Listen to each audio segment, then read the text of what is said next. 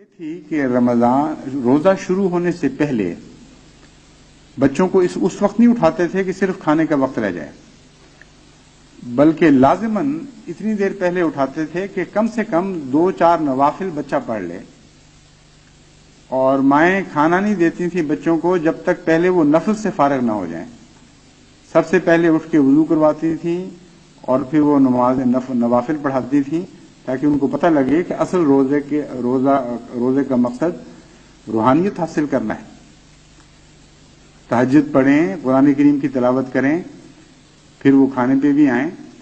اور اکثر اوقات الا ماشاء اللہ تہجد کا وقت کھانے کے وقت سے بہت زیادہ ہوتا تھا۔ کھانا تو آخری 10-15 منٹ میں بڑی تیزی سے بچے کھا کے فارغ ہو جاتے تھے، اور تہجد کے لیے ان کو آدھا گھنٹہ پون گھنٹہ اتنا ضرور مہیا کر دیا جاتا تھا۔ اب جن گھروں میں بچوں کو روزہ رکھنے کی ترغیب بھی دی جاتی ہے، ان کو اس سلیقے کے ساتھ نہیں روزہ رکھایا جاتا کہ جو زیادہ اہم چیز ہے اس کی طرف متوجہ ہوں، بلکہ آخری منٹوں میں جب کھانے کا وقت ہے ان کو کہہ دیا جاتا ہے کہ آؤ روزہ رکھ لو، اور اسی کو کافی سمجھا جاتا ہے۔ اس لیے درست ہے کہ اسلام توازن کا مذہب ہے، میانہ روی کا مذہب ہے، لیکن میانہ روی کا مذہب ہے، کم روی کا مذہب تو نہیں۔ میانہ روی اختیار کرو، جہاں خدا نے فرض قرار دیا ہے وہاں اس کو فرض سمجھو، جہاں فرض نہیں قرار دیا وہاں اس رخصت سے خدا کی خاطر استفادہ کرو۔ یہ نیکی ہے، اس کا نام میانہ روی ہے۔ اس لیے جماعت کو اپنے روزے کے معیار کی طرف بھی توجہ کرنی چاہیے، اور روزے کے روزہ رکھوانے کی طرف بھی توجہ کرنی چاہیے، اور روزے کا معیار بڑھانے کی طرف بھی توجہ کرنی چاہیے۔ معیار میں ایک تو صبح کی تہجد کی نماز ہے، دوسرے روزے کے دوران کے آداب ہیں۔ روزے کے دوران لڑائی جھگڑا، تیز گفتگو، ناجائز حرکات، یہ ساری چیزیں بے معنی اور لغو ہو جاتی ہیں مومن کے لیے، اور یہ ایک تربیت کا دور ہے۔ جس شخص کو 1 مہینہ یہ تربیت ملتی ہے کہ اس نے اپنی زبان پر قابو رکھنا ہے، وہ اس سے توقع یہ کی جاتی ہے کہ وہ مہینہ گزرنے کے بعد بھی زبان پہ قابو ہی رکھے گا۔ یہ مراد تو نہیں ہے کہ مہینہ کا انتظار ہو رہا ہے، مہینہ ختم ہو تو پھر میں گالیاں شروع کروں۔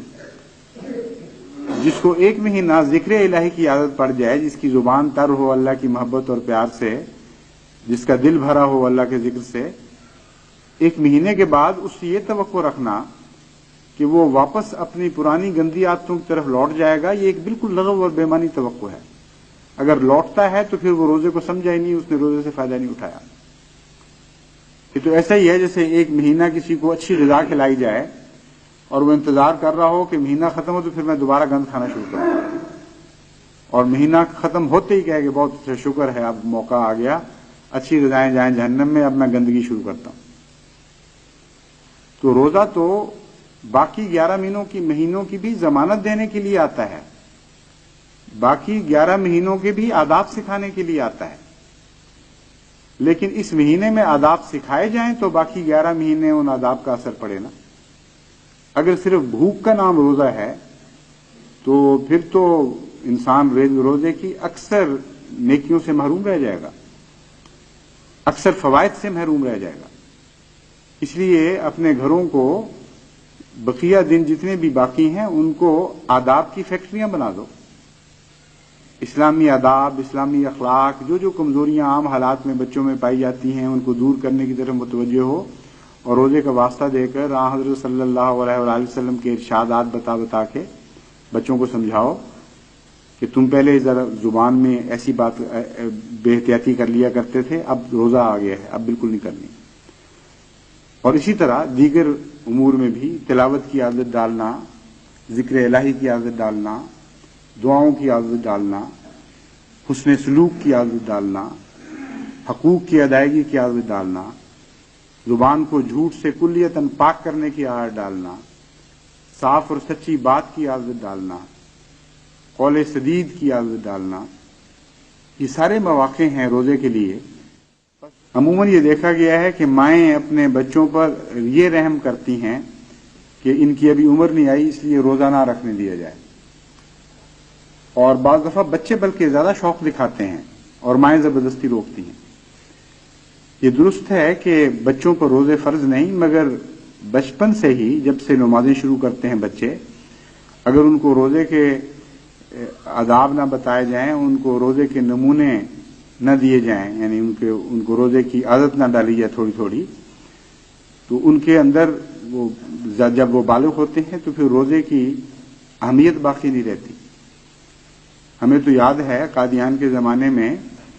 جب خدا کے فضل سے روزے کا معیار بہت بلند تھا اور سوائے مجبوری کے کوئی احمدی روزہ نہیں چھوڑتا تھا۔ حضرت مسیح موعود علیہ الصلوۃ والسلام کی تربیت تھی، صحابہ زندہ تھے، اولین تابعین زندہ تھے جنہوں نے صحابہ سے تربیت حاصل کی تھی، اس لیے اس زمانے میں کوئی یہ نہیں کہہ سکتا تھا کہ احمدی روزے میں کمزور ہیں۔ اور طریق یہی تھا کہ بچپن سے ہی مائیں گھروں میں تربیت دیتی تھیں اور 9-10 سال کی عمر سے بچے روزہ رکھنے شروع کر دیتے تھے، اور بلوغت سے مراد انگریز کی مقرر کردہ بلوغت نہیں لی جاتی تھی کہ انگریز نے 21 سال کہہ دیا تو 21 سال میں بالغ ہوگا اور 21 سال میں شریعت فرض ہوگی، انگریز نے 18 مقرر کر دیے تو 18 سال کے بعد شریعت فرض ہوگی، بلکہ انسانی اصطلاح میں، عام عرف عام میں، جب بھی انسان بالغ ہوتا تھا وہ پورے روزے رکھنے کی کوشش کرتا تھا۔ اور چونکہ روزے کی بلوغت کے معاملے میں کچھ اختلافات فقہا میں بھی پائے جاتے ہیں اور نشو و نما کی عمر کے بچوں کے لیے نسبتاً سہولت بھی دے رہے ہیں بعض فقہا، اس لیے اس معاملے میں بھی سختی غیر معمولی نہیں کی جاتی تھی،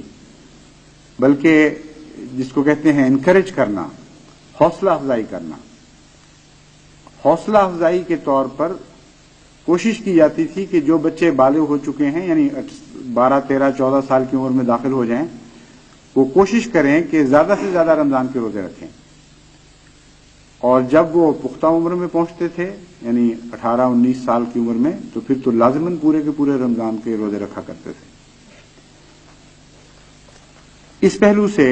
رفتہ رفتہ خصوصاً تقسیم کے بعد میں نے دیکھا ہے کہ کمزوری آئی ہے۔ بعض علاقے ہیں، مثلا صوبہ سرحد میں پٹھانوں کے علاقے ہیں، وہاں تو اتنا زیادہ زور دیا جاتا ہے روزے پر کہ جن پر خدا نے فرض نہیں کیا ان پر بھی فرض کر دیتے ہیں، اور بعض دفعہ روزہ زبردستی رکھواتے گناہ کبیرہ کا مرتکب ہو جاتے ہیں۔ یعنی یہاں تک کہ دیکھا گیا ہے کہ بعض مسافر جو بے ہوش ہو جائیں ان کے منہ میں پانی نہیں ڈالتے جب تک پہلے مٹی ڈال کے نہ دیکھیں، اگر مٹی خشک نکل آئے تو کہتے ہیں اب اس کو پانی دیا جا سکتا ہے، اور اگر مٹی میں ذرا بھی تراوت آ جائے تو سمجھتے ہیں کہ ابھی وقت موقع نہیں آیا کہ اس کو پانی دیا جائے، خواہ عرصے میں اس کی جان نکل جائے۔ چھوٹے چھوٹے بچوں کو روزہ رکھوا دیتے ہیں، اور مریضوں کے لیے بھی کھانا پینا کلیتاً حرام ہو جاتا ہے، یہاں تک کہ بعض دفعہ اگر کوئی انسان پبلک جگہ میں اپنی مجبوری کی خاطر، مثلا ذیابیطس کا مریض ہے، اس کی جان نکل رہی ہے کمزوری کی وجہ سے، کھاتا ہوا پکڑا جائے گا تو اس کو سنسار کر دیں گے،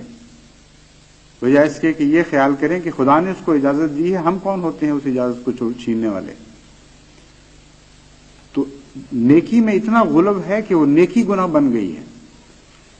اور ان کے روزے بھی دراصل بے معنی ہو جاتے ہیں، کیونکہ روزہ یا کوئی اور نیکی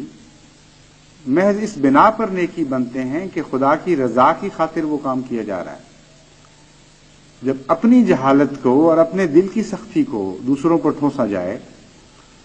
تو وہ رضائے باری تعالیٰ کی حد سے نکل جاتی ہے اور نیکی نہیں رہتی،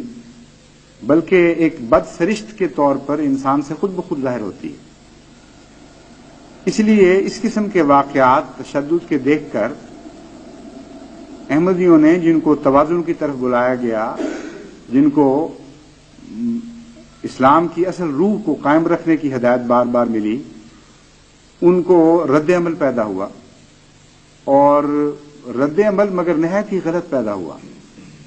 بجائے اس کے کہ توازن پر قائم رہتے وہ دوسری طرف نکل گئے اور روزے میں حد سے زیادہ نرمی شروع ہو گئی۔ حالانکہ جیسا کہ میں نے بیان کیا ہے، یہ بہت ہی اہم عبادت ہے، اور کھانے پینے کے معاملے میں اپنے نفس کو سختی سے بچا لینا ساری عمر کے خدا تعالیٰ کے دیے ہوئے رزق کی ناقدری کرنے کے مترادف ہو جاتا ہے. اس لیے بہت احتیاط کی ضرورت ہے.